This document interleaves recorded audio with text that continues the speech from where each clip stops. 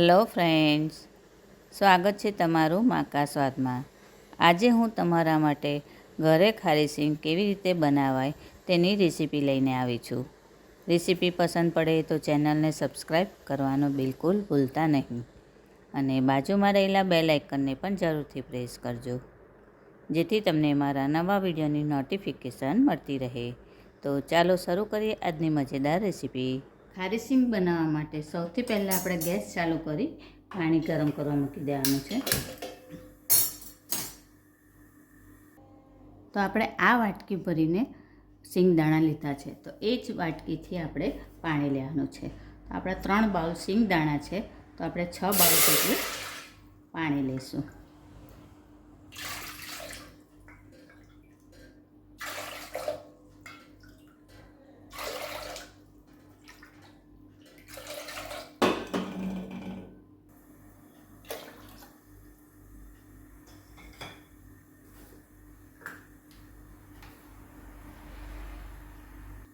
હવે એની અંદર આપણે 2 ટીસ્પૂન જેટલું મીઠું એડ કરીશું।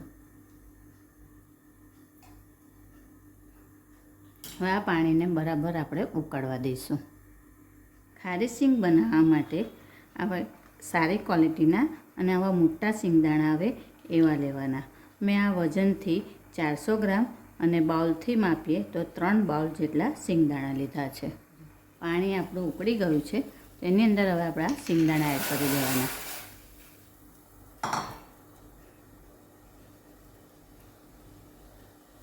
7 થી 8 મિનિટ માટે એને રહેવા દેવાના છે।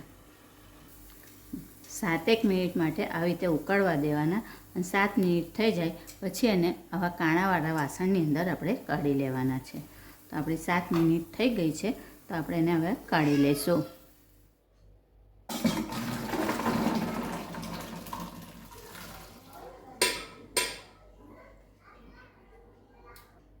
હવે આને આવી રીતે થોડા ઠંડા થવા દઈશું। થોડા ઠંડા થઈ જાય એટલે એની અંદર આપણે 1 ટીસ્પૂન જેટલું મીઠું એડ કરી દઈશું અને એને એક વખત આપણે મિક્સ કરી લેવાનું।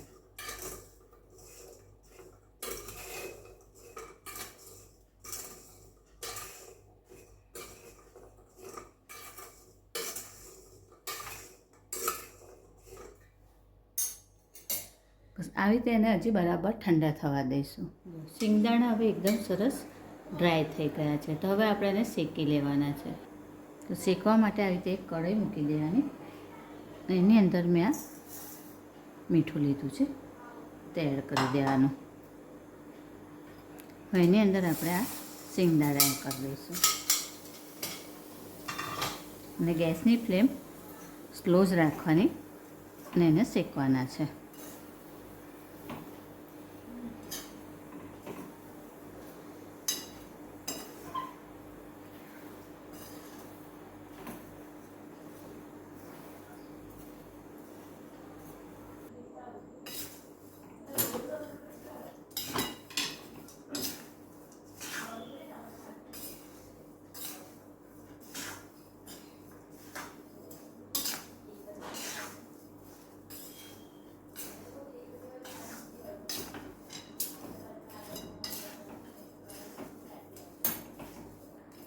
ગેસની ફ્લેમ આવી રીતે સ્લો રાખવાની અને આવી રીતે સતત એને હલાયા કરવાનું।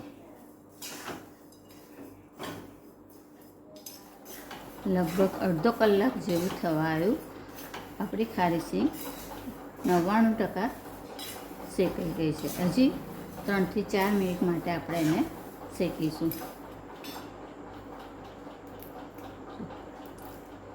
હજી થોડુંક છોડું નીકળવામાં વાર લાગે છે, 3-4 મિનિટ માટે આપણે એને હજી શેકી લઈશું। ખારી સિંગ આપણી થઈ ગઈ છે। એક દાણો આપણે ઠંડો પણ કરી દીધો હતો, તો એના છોડા સરસ નીકળી જાય છે। તો હવે ગેસની ફ્લેમ આપણે બંધ કરી દેવાની અને આવી રીતે જ એને થોડીક વાર ઠંડી થવા દઈશું। ખારી સિંગ આપણી ઠંડી થઈ ગઈ છે, તો હવે આપણે આ મીઠું ને ખારી સિંગ અલગ કરી દેવાના છે। તેના માટે આપણે એને ચાળી લઈશું। તો આવી મોટા કાણાવાળી ચાળણી લઈને એની અંદર બંનેને અલગ કરી દઈશું।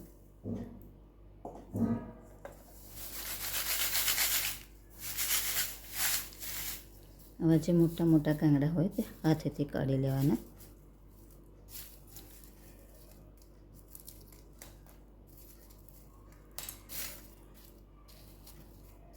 મારે આ ખારી સિંગ શેકાતા લગભગ અડધા કલાકની ઉપર ટાઈમ ગયો હતો. જો તમારા ઘરમાં તડકો સારો આવતો હોય તો એને જ્યારે આપણે મીઠાવાળી કરીએ ત્યારે 1 કલાક જેવી મીઠાની અંદર કોરી કરવા મૂકવાની, તો એનાથી શેકવામાં ટાઈમ થોડો તમારો બચી જશે. જો બધું આપણે મીઠું કાઢી લીધું છે, તો તૈયાર છે આપણી બજાર જેવી જ ખારી સિંગ. ફ્રેન્ડ્સ, આવી જ બીજી અવનવી રેસીપી જોવા માટે મારી ચેનલને જોતા રહો, લાઈક અને શેર કરતા રહો. ચાલો ત્યારે ફરી મળીશું એક નવી રેસીપી સાથે. ત્યાં સુધી હેપી કુકિંગ. Thank you.